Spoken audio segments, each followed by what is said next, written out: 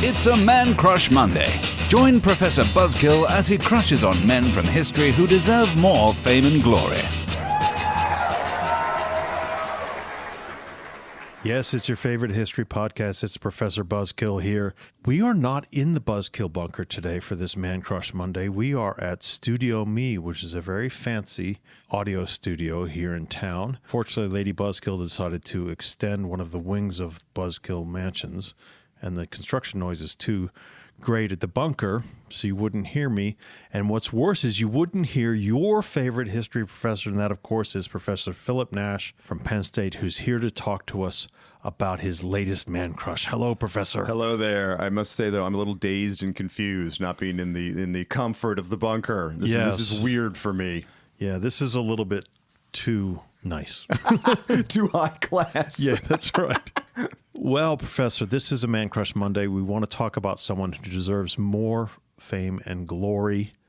Who is he? We want to talk about Hugh Thompson Jr. I should point out, he's actually well known among scholars of the U.S. war in Vietnam, but I suspect he's not quite as well known in the broader public, and that's why he's our man crush. All right. So let's start at the beginning. Sure. So anyway, just the quick and dirty intro. He, along with his crewmates, is one of the few heroes in what otherwise is the largest massacre of civilians by U.S. ground forces in the 20th century. Best known here as the incident at My Lai in March of 1968. Mm-hmm. So anyway, Hugh Thompson Jr., born in 1943, Atlanta, Georgia. He was actually 1/4 Cherokee in his background. His family, to the extent that I could find out, his family, for the extent that it's relevant, his family seems to have been sort of anti-racist, as we might say today, and he was definitely given a sort of strict moral upbringing, and that's, as far as I could tell, that's the only sort of clues in his past about how he's going to act later. In the early 1960s, he served in the U.S. Navy. He was honorably discharged, and then he re-enlisted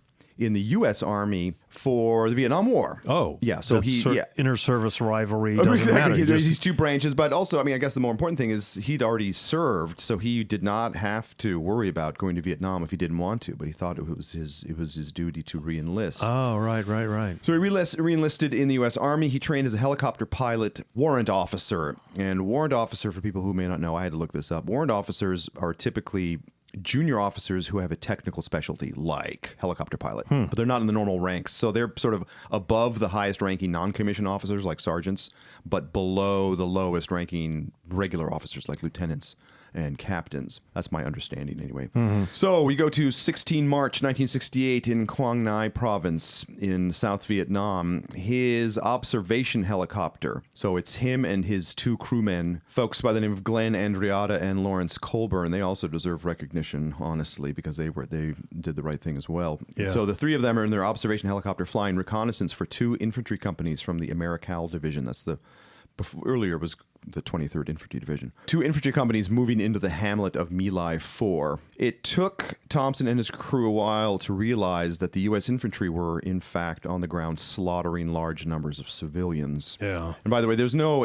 ambiguity about this event. In case, because occasionally you can see these people saying, well, it was Vietnam, it was confusing, you didn't know who was who, et cetera, et cetera. That's not relevant in this case. These U.S. ground units took no fire from the hamlet. They found no weapons. Any Viet Cong in the area were not present during this. Thompson and his crew, they repeatedly set down their helicopter and asked U.S. personnel to help. So Thompson asked the U.S. personnel on the ground to help him save a group of civilians. This happened more than once during this incident.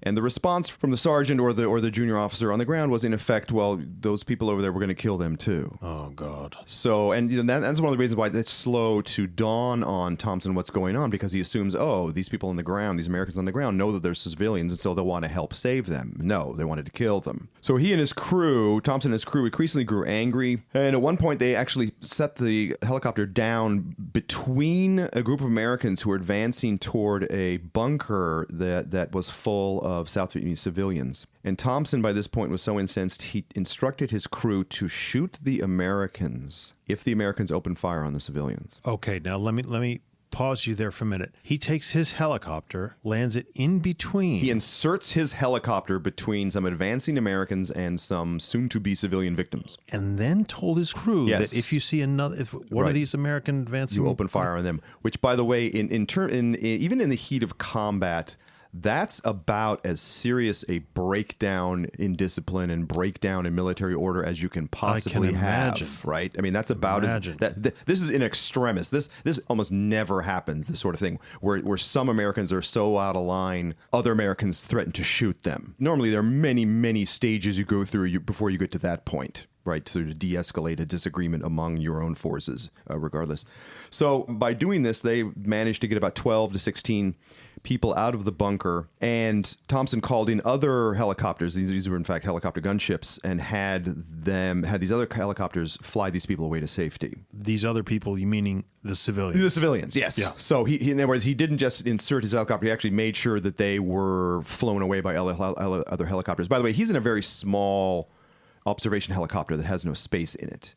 Whereas the helicopter gunships are these Hueys. They're much bigger. You can actually cram a bunch of people into them. People see these a lot in movies. Yeah. It's probably the most famous. People recognize them immediately, like from Apocalypse Now or whatever. Whereas the observation helicopters are quite tiny. And so he prevailed upon some of these other helicopter crews to help save people. So then he flew back to his base. He confronted his superiors, and his superiors called off additional operations in the same area. And this, by the way, may have saved additional lives, because for all we know, that there were going to be other operations in other hamlets in the vicinity which would have had the same outcome, i.e. large numbers of dead civilians. Right. Thompson later called this, as you might imagine, I'm quoting, one of the saddest days of my life. The number of victims, we still don't know 100% for sure. The low number I've seen dead civilians is 347, and I think that's the figure that the official U.S. investigation settled on. Right. The Vietnamese figure, and by that I mean today in Vietnam, there's actually an official memorial at My Lai for the victims. And I don't know for this fact, but if you look at the memorial, I think it almost deliberately imitates the U.S. Vietnam War Memorial in Washington, D.C., which is to say it has the names of the victims chiseled into black stone. Which I think is sort of interesting. In any case, the total number of dead listed on the My Lai monument in My Lai today is 504. So somewhere between 347 and 504 civilians. And by the way, the 504, that includes people between the ages of 1 and 82. 1 and 82. So these were little children. By the way, and there were other atrocities committed that same day by these U.S. units involved. It wasn't just murder. It was also sexual assault. It was also beatings. They set fire to a lot of buildings. I mean, there was all sorts of war crimes committed that day, not just murder. Do we know why the American troops did this? Is it because it's such a big thing? That's a great question. And by the way, I've not read and there is an immense literature just on this incident. There are lots and lots of books. I don't know for sure. I think it's a combination of things. Right. Poor leadership, poor training. This is a unit that, like other units, and that's why some of these explanations can never be like 100%. Like, for example, there are other units that had similar experiences that didn't do this, right? And then it loses its explanatory power. But I know that these units involved, they had taken some casualties in the preceding days to things like snipers and booby traps, but hadn't sort of got at the enemy. And so they're enraged, they're frustrated, and they want to take out they want vengeance against somebody. The area around My Lai was known as sort of a hotbed of VC activity. Okay. But even that doesn't really explain anything, right? I mean, when you advance on a group of unarmed civilians, men, women, children, and then start shooting them with your automatic rifles, there's something else going on, and it's still a puzzle to me, and I think it's a puzzle to people who look at this as well. We have multiple sort of partial explanations, but I don't think as a whole they are entirely satisfying. So what happens then to Hugh after My Lai? So he flew a few more observation missions, and at one point his helicopter was shot down, and he was not shot, but in the crash that resulted from having his helicopter shot down, he broke his back, and so he got a medical discharge. The My Lai Massacre was successfully covered up by the U.S. military for about 18 months. Yeah. And by the way, that's a separate part of this story, which is also incredibly distressing, which is that the Army tried to bury this. And there were lots of people who weren't necessarily involved in the incident itself, but wanted to make it go away and did not insist that it be investigated and didn't try to get to the bottom of it or to get the perpetrators punished. So it did ultimately leak to the media, including photographs, some of them quite harrowing, as you can imagine, and which you can also see online. There's one famous photograph of this group of civilians, obviously distraught. And the photograph was taken just seconds before they were killed. Like the cameraman, the guy with the camera took the picture, turned, and then he heard all the gunfire. So it seems that there were about 80 personnel took part in the killings or the cover-up. If you want to know how many perpetrators are we talking about? We're talking about 80, give or take. Only 25 of them ever stood trial. Only one of them, Lieutenant William Calley, who was a platoon commander in one of the infantry companies, only he was convicted. He was sentenced to life in prison, but he was widely seen as a scapegoat. A lot of people rallied to his defense. And this became, as you might imagine, quite a controversial issue because we're winding down the Vietnam War, circa 1971 when he was on trial. He ended up, Nixon basically ordered that he be released from prison and put under house arrest. He ended up serving only 3.5 years house arrest. 3.5 years. Yes, and some of his superiors who, as far as I can tell, were at least as culpable as he was, were never punished. I think one of the more senior officers involved, if not in the shooting, not in the shooting, I'm sorry, but in the cover-up, went on to be the superintendent of West Point, but he, I would think, was discharged. He was forced out of the military. In late 1969, Thompson testified secretly before the House Armed Services Committee. And this should tells you a lot about the climate of the debate about the Vietnam War at the time. In this hearing, he was attacked by congressmen who also wanted to bury the story. Yeah. In other words, they wanted to kill the messenger, and they didn't appreciate that there was someone in the military who was not closing ranks. One congressman said publicly that only Thompson should be punished for turning his weapons on other Americans, right, for that incident that I told you about. Right. And this congressman tried to have him court-martialed, but failed. Later, Thompson was ostracized in big parts of the military. He received death threats, and he even received, at one point, dead animals that were left on his porch. Oh, was he still in the military during No, he was out of the military by that point. Yeah. I think when he suffered, because I think he suffered the harassment for years afterwards. Don't quote me on that, but I think that's the case. But now we think about him differently. Absolutely, and then to the extent there's a happy ending to the story, that's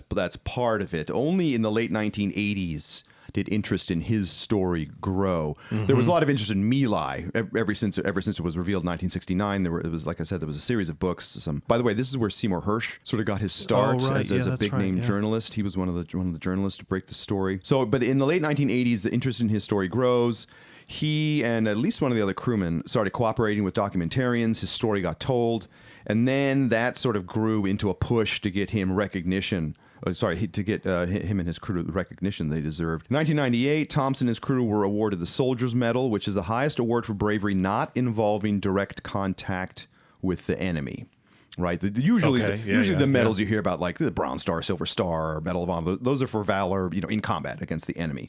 The Soldier's Medal is the highest award for bravery, not involving direct contact with the enemy, and they certainly deserved that. He spoke widely, including in military academies. His story was widely taught in military ethics lessons all around the world. In other words, other militaries around the world sort of use this story. And, from reasons, if you're trying to teach military ethics, you could imagine this. Yeah. It seems like sort of an excellent test case or excellent case to teach. He was nominated for a Nobel Peace Prize in 2000-2001. He did not receive it. He then died in 2006 at the age of 62 from cancer. Do we have any indication he doesn't leave an autobiography or anything like that? You say he participates in documentaries and things like that, but do we ever get sort of a real feeling of how I don't think he wrote an autobiography. This is an assumption. This is based on nothing. My assumption is that to the extent that he wanted to tell his story, he achieved that by taking part in these sorts of oral histories and documentaries and speaking in front of groups, etc. Okay, now with these Man Crush Mondays, of course, we're trying to illuminate people who deserve more fame and glory. So, what is the bottom line here? Why should we care? Right, like Hugh Thompson, interesting story. Who cares? So, I would make a couple points broadly. One is at a time when numerous Americans, including some fairly senior officers, were either committing or presiding over mass war crimes. By the way, let's just for the record, perpetrated against people we were allegedly protecting, right? This was not sort of hostile territory we were occupying. These were South Vietnamese civilians on whose behalf we were allegedly fighting. Killing your own allies, civilian allies. Right? And of course that we had to destroy the village to save it, right? That's sort of the basic conundrum of Vietnam, is that we're wrecking this country we're trying to defend. But this is particularly egregious.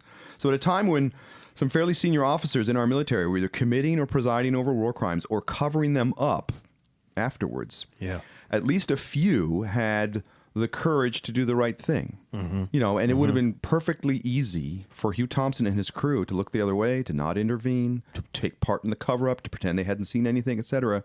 But no, they did the right thing. It might have been easier. Yeah. Except oh, for absolutely. living with it in on terms the of their conscience. in terms of the personal consequences for them for years afterwards, absolutely. So that would be one point I would make. The other point I would make is that sometimes military valor is not, as the medal would suggest, the soldier's medal would suggest, sometimes military valor is not about standing up to the enemy. Mm-hmm. It's about standing up to your own side when it does bad things. And let's remember, in the Uniform Code of Military Justice, you are obligated to disobey an illegal order. Right. Them's the rules. If your lieutenant says, kill that baby, it's your obligation to refuse. Because you know that's an illegal order, right? There's no ambiguity there. What you're supposed to do is crystal clear. And unfortunately, by the way, there were other documented atrocities in Vietnam. I would urge people, if they're interested, to look in something called Tiger Force, which was a force of the 101st Airborne. This was only revealed long after the war was over. They didn't commit one big incident like this, but they essentially became serial murderers over a period of weeks out in the field. But this still this stands out. Like I said, as far as I know, this is the largest event of its type involving U.S. forces in the 20th century. So it really does stand out. But another thing I would add about this military valor of the other type is that it's not necessarily about taking lives. Sometimes it's about saving lives. That can be military valor as well. About saving lives. Well, there you have it, Buzzkillers. We can't have a higher calling than that for a Man Crush Monday. So thank you, Professor, for coming on the show and telling us at least one glimmer of hope that comes out of a very, very awful event. My pleasure. Thanks. Buzzkillers, we will talk to you next week.